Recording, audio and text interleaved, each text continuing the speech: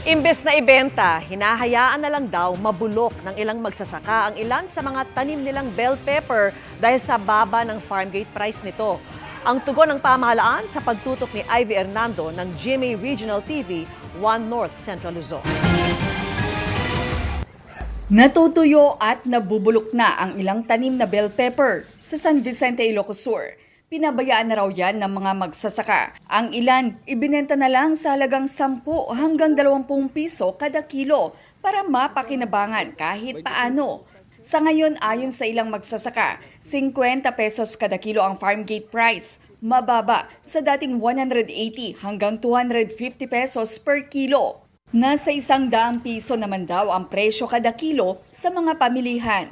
Sabi rin ni Joel na magsasaka sa San Ildefonso, pahinog pa lang ang bunga ng kanyang mga tanim na bell pepper, palugi na raw ang presyo nito. Kung tuluyang bumaba ang presyo, hindi na raw niya ibebenta ang mga tanim. Mahal pa raw kasi ang gagastusin niya sa spray at upa sa mag-aani. Nababangge aming estimarenin.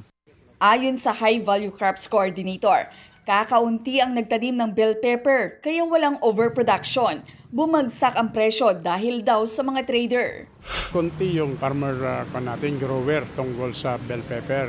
Pero yung mga traders natin, sabay-sabay para pabagsakin yung presyo.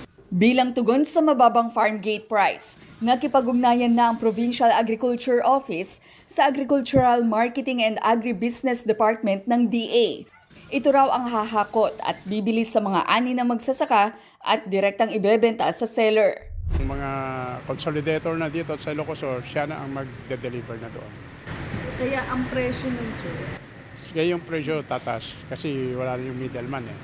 Mula sa GMA Regional TV 1 North Central Luzon at GMA Integrated News, Ivy Hernando, nakatutok 24 oras.